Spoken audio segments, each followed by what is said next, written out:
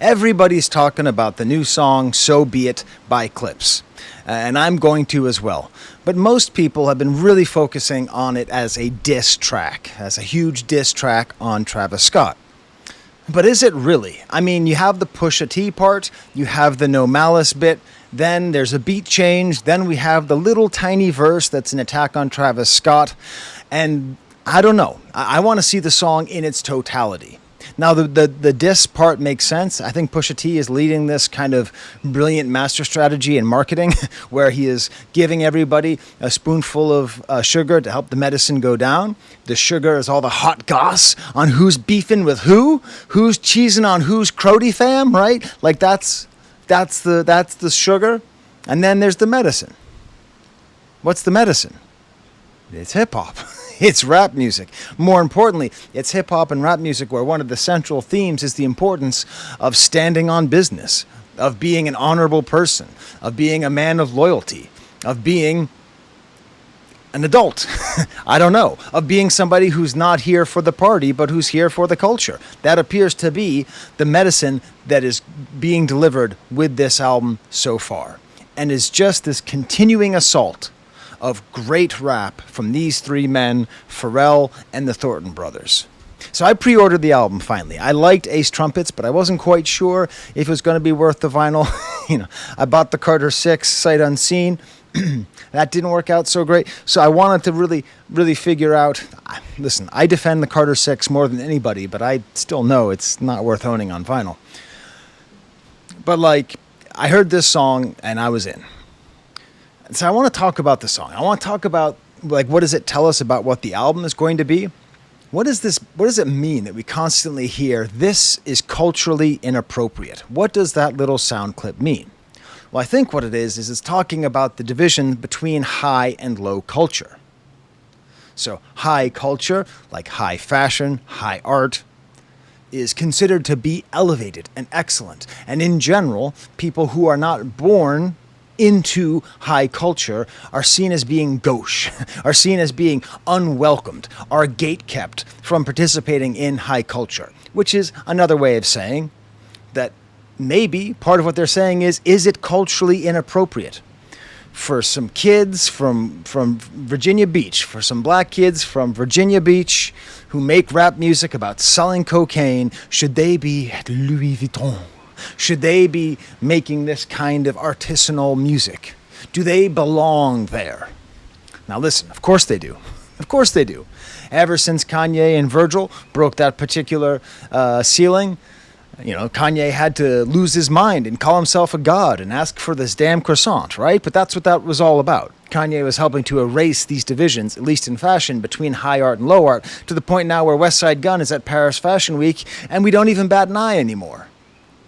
So maybe that's what this is. I don't know. Maybe that's what this is about. And I think the video really continues that. I mean, the video made by Hassan Hussein, it all takes place in what I assume is a French chateau because they recorded in Paris. It's the kind of chateau that you might see. Chateau, it's not quite a castle. I mean, chateau is the same word that you have for a castle, but it's not like when you say castle in English, you think of dragons and shit. It's not like that. This is like a proper chateau, just like a very big house, what we might call a mansion in America. But it's got the kind of taste and class and history that just doesn't exist in America. I mean, that chateau was presumably built, and I don't know where it is, presumably built 1840s, 1850s, And the way that they use this space is so great and so dignified, these large, high ceilings. And my favorite part is, often these chateaus are lit by these huge spotlights on the outside. I've been to places like this, like when you live in France, sometimes you get invited to parties like this, and I've been to places, and they're not actually very fun to go to because everyone's so uptight.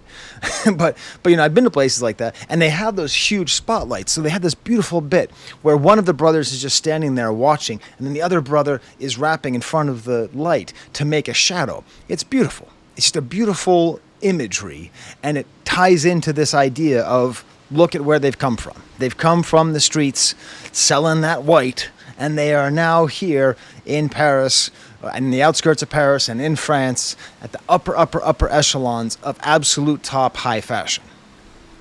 But maybe the culturally inappropriate thing is the beat itself. Now listen, I need to say one thing. black artists talking about cultural inappropriateness is an interestingly charged idea, because so often black culture, black American culture I'm speaking of specifically, is just stolen all the time. It's just stolen all the time. How many times have you heard people say that they don't like rap music, they just like rock music? It's just, rock music is just black music that was stolen like 60 years ago, right? Like, so much of what happens in our culture, in our pop culture, is culturally inappropriate, but we just let it go because the people who were victimized, the people who were stolen from, happen to be black Americans who we are as a society not too upset if they are stolen from. So I don't know, maybe that's being played here, because this song, this reminds me of 1999? When was it that Big Pimpin' came out? Produced by Timbaland, one of the greatest producers of all time. I don't know what he's been up to lately. Don't tell me. Timbaland, speaking of Virginia, one of the greatest, most forward-thinking producers in the history of rap. And as far as I know, he retired 10 years ago and is living happily on a farm. Do not tell me in the comments if that's not true. So it reminds me of that Big Pimpin' beat from Jay-Z. I have a friend, a Moroccan friend, or French Moroccan friend, and she loved that song because she's like, finally, our music is getting its shine, and that's what this is. This is more Arabic music. It's by someone named Talal Mada, who's like a huge superstar in the Arabic world, called the Earth's Voice. That's his nickname. The dude was born in Mecca. Mecca, the place that you hear about, that's where he was born. He made over 1,000 songs. He died at the age of 60 on his birthday while singing the song. Pretty interesting guy. But when we talk about culturally inappropriate, when you look up this song on Genius, it says it is a cold and ominous Egyptian sample. Hey, Egypt and Saudi Arabia, you can look this up on a map, are different places. That's okay. All right. So that's where the sample comes from. It comes from Maza Akolu. And what's interesting is the song itself is a love song. It's a very sweet love song. I found the translated lyrics. Maza Akulu means, what can I say? What can I say when I am lost in you, and magic overflows from your eyes, and the moon complains of your shining face and vanishes? Beautiful, beautiful lyrics. And of course, Pharrell knows how to get the absolute most out of this beat that he possibly can. We have the strings that are bowed in that melismatic Arabic sounding scales, and then these plucked descending notes as well. It does not sound Western, it sounds Arabic. And what does he do? Well, he does a couple things. He changes up the sample for that special verse. The special verse at Travis Scott, essentially the song within a song, which is that song about Travis Scott. He changes it to be a different part of that same song. Oh my God, and the way that he extends out this... Listen, I bring out this every once in a while. The avant-garde-ometer for rap beats, okay? This is right over here. This is a whoa what beat, because this is a really far out sample. And most importantly, he extends out the sample. He doesn't just use it. He juices that whole orange of that sample. And then he matches it with backwards drums? Pharrell, Mr. Brick by Brick, what the hell? What the hell is that? How did he do that? How did he match up this beat from 1970? Okay, we're talking a 55-year-old sample here. And he matches that with a backwards drum beat. Again, backwards drum beats, if you're versed in hip-hop history, then you know what that's from. If you don't, I'm going to teach you, and that's cool, when we go back to the Beastie Boys' first album, produced by Rick Rubin, the song Paul Revere introduced backwards drums. Zoom, zoom, zoom, zoom, zoom. And it's always been awesome, and it's always been cool, and it's right here. Do you see? Now listen, I love the diss track, and we're going to talk about the diss part. But I'm 9 minutes and 20 seconds into talking about the song and its meanings, and I haven't even talked about Calabasas yet. And I got one more thing to say, Internet. There's an elephant sound on this song, and I don't hear anybody clowning on it. Now, maybe it's that like nose running thing because everyone is selling so much coke, but it's an elephant sound. And I don't hear anybody laughing at it. And I've spent the last 2 weeks defending on group chats. I've been talking to the hip hop YouTube Illuminati, telling them that Peanuts to an Elephant is a good song. And all they will say is, Skye, there is an elephant sample. Here is another elephant sample, much like from the song Work It by Missy Elliott, produced by Timbaland, who retired 10 years ago. Don't tell me any differently. So anyways, this is the summer of elephant sounds in music. All right, so that's the video. That's the source of the sample. Fascinating stuff. Just already, you can tell Pharrell is hungry. Pharrell is just like, I mean, I'm thinking about Pusha T. Like, goddamn, man, does this dude ever release a bad album? Right? I mean, has he ever released anything whack? Seriously. Is he batting 1,000? Are we going to see a time where, just based on the Carter 6 and this Clipse album, where people are going to start, the conversation is going to be, has Pusha T just made his way into the top 5 conversation while Lil Wayne is being exiled? I don't know. I don't actually support that position, but I think that is going to be said a lot. So let's talk about the lyrics of the song So Be It. Hey, what's up, everybody? Thank you for auditing the Always Positive New Music Review Show, hosted by a French professor who teaches grammar. There's a thing called the subjunctive mood. Some people call it a tense, but it's not a tense. You see, tenses are like the future tense, the past tense, the conditional tense, okay? Future tense, I will. Conditional tense, I would, okay? Past tense, I did, right? Subjunctive is a mood, and it's a way of describing things which are like not necessarily factual. They can be things that you want to be true, things that you think might be true, some sort of doubt, desire, emotion is built into that. And in English, there's basically no subjunctive. We hardly ever use it. Hardly ever. The French use it a fair amount. The Spaniards, they are loco for subjuntivo, man. Those guys, they use so much subjunctive. Ojalá que llueve el café en el campo, So be it is actually the subjunctive tense. And what's amazing about it as an expression is that it's kind of an ambiguous one. Amen, the thing that you say at the end of a prayer, one way of translating amen is so be it. Because it can be a sentiment of like, let it be so, right? Like, so be it. I want it to be that way. Or it can be in this case where it's saying that that's how things are, sort of like saying it is what it is, but with a small amount of regret. When you say so be it, when the Emperor tried to turn Luke Skywalker to the dark side and Luke Skywalker refused, what did the Emperor say? So be it, Jedi. Bleh. Right? It's like a little bit of regret. And there is regret, because I truly think, in his heart of hearts, Pusha T wishes that everybody wasn't lame. I think that Pusha T wishes everybody was as cool as him and his brother and Pharrell, but they're just not. So be it. You suck, I rule, so be it. I'm ill, so be it. Smoke, so be it. That's the chorus. The master of lyrics and metaphors and coke bars and all that stuff. This chorus is 4 words. Smoke, so be it. Essentially saying the reluctant hero, the reluctant champion of hip hop, the reluctant champion of all that is good and holy in this art form, he doesn't want to fight.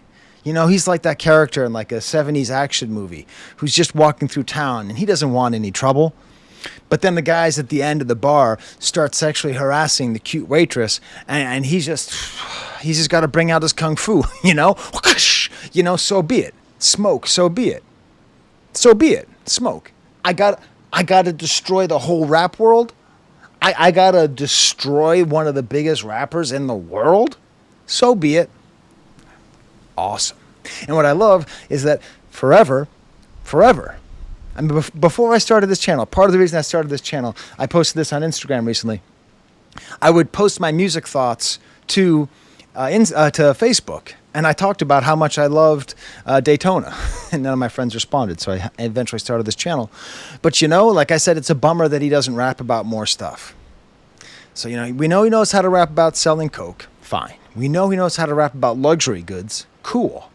But what this is doing is even cooler. It's mixing those three things together while really making a huge emphasis on the importance of keeping it real, of being a mensch, of being a good person, of being a stand-up person. That's what this is.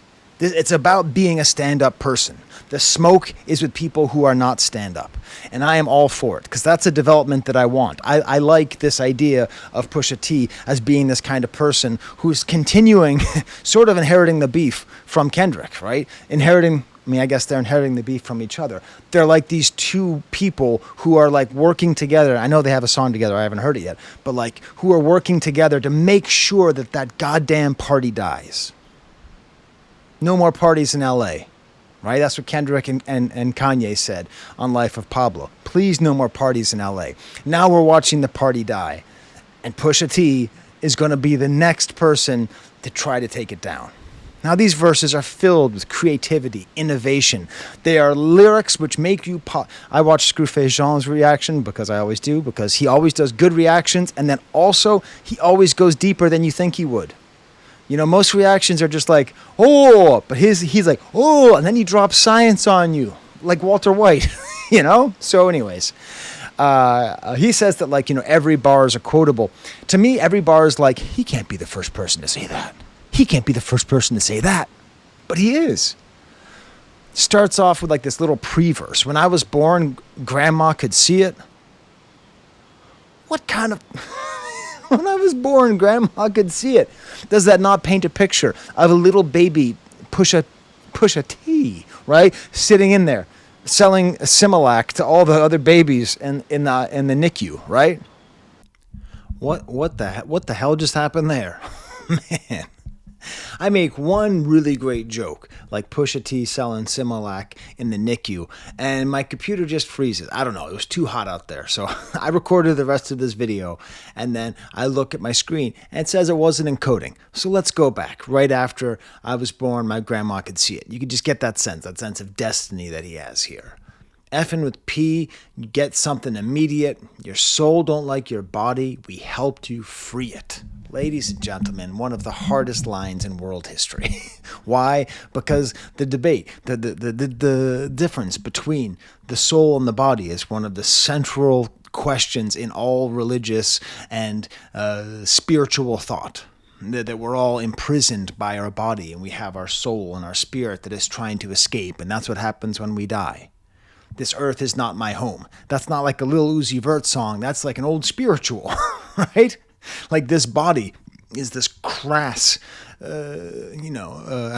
luminous beings are we, not this crude material.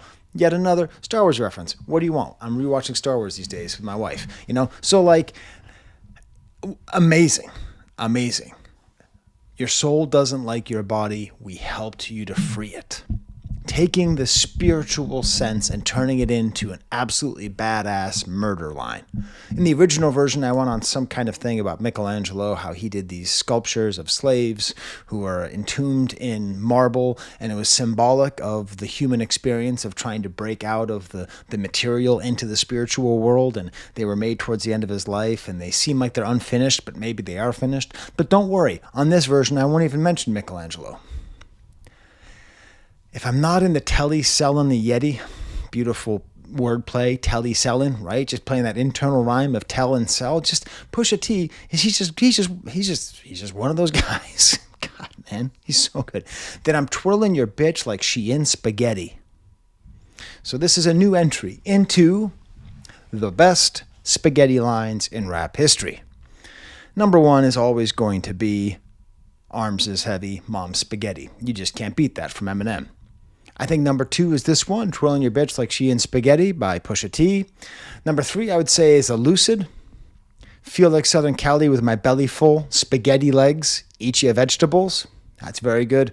And coming in fourth is Future, She Ready Spaghetti. She Ready Spaghetti. You see, that's the kind of party that we need to see end. That's what Push and Kendrick are helping us with. F around and get your body traced trying to test me because that I'm with like to draw when it's sketchy. How is this the first time this has ever been said? I don't know. I don't know how that's even possible. like to draw when it's sketchy, like to draw their weapon, and also like to draw, like sketch, and also trace 3 different kinds of drawing. And then No Malice comes on. In the last video, I said, "Listen, how can anyone say that No Malice is better than Pusha T?" And I still think that's crazy talk.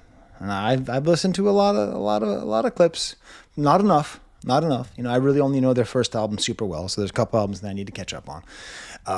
But I get it. I get it listening to this verse. This verse, you ain't solid, ain't valid, you ain't Malice, been quiet, ain't Riot, you ain't Paris, like Quiet Riot, the old heavy metal band, you ain't Paris, like the whole verse. Blow money, you owe money, we ain't balanced, you ain't believe God did, you ain't Khaled.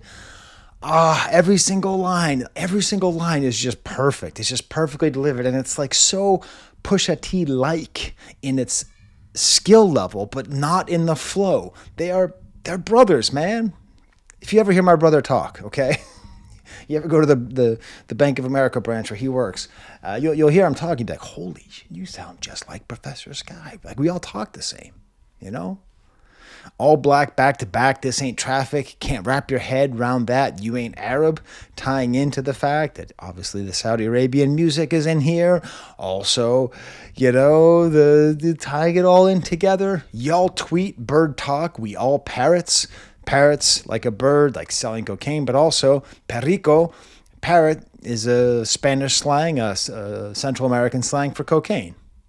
Lone Star crossed the border like we Dallas. So talking about crossing the border and selling cocaine. Amazing. 21 gun salute. We been savage. Tag them up. Add them up. Them's average. Just every line. Every line. What are you supposed to do? Everybody else, it's just so beautiful because they took a shot at Travis Scott. Everyone's going to listen to this song, and you can't help it. Enjoy the sugar, everybody. Enjoy the applesauce while this Theodore is being shoved down your throat. Wish upon the stars on my roof they all scattered. Ain't no more Neptunes, so P is Saturn. A lot of this is about like defending Pharrell, right? A lot of this whole beef is about defending Pharrell that's attacking Travis Scott for being disloyal. If you haven't watched any videos on this, I suggest watching Deleted's video. He just released it. I spent like 15 minutes talking to my daughter yesterday trying to explain this whole thing. So I'm like, so there's Cash Money record. So there's a guy called Birdman, okay? And so then he commissioned a beat, but then never paid for it. And then that was Cash Money, but then Young Money, Cash Money. And then I'm like just trying to explain all the inherited beefs and stuff. I felt like I had, it would have been easier to explain like 40 years of a soap opera plot, right? And Deleted does an amazing job. What he does that's so good is he like has all the clips for all the clips. CLIPS, not clips like what we're listening to. He has all the clips lined up. He has the whole history. So anyways, check it out. It's like really good. It's like a What's the Dirt video when a What's the Dirt video is good and not trash trying to explain how Drake is going to destroy the industry. Anyways. No, I got beef. And then we get that beat change. Sweet Lord Pharrell.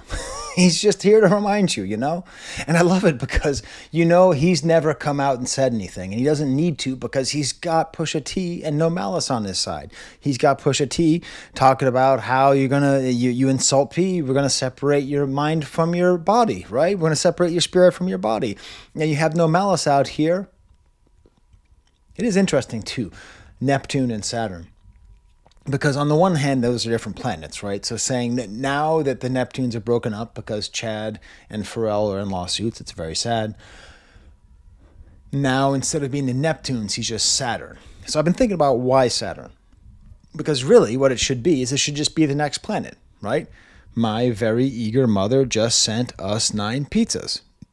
So Neptune, us 9. So it should be Pluto. But you can't be Pluto because Pluto's already future. Okay, it's just sent us 9 pizzas. Okay, so how about the one before Neptune? Uranus. Okay, can't say he's Uranus. So you go one back to Saturn. That was the next most logical one. But also, that's like the god of the earth and of money. So I don't know. As opposed to Neptune, who's the god of the ocean. I don't know. So let's talk about this last verse. Let's fine talk about it. and talk about it in these terms. It's about moral corruption.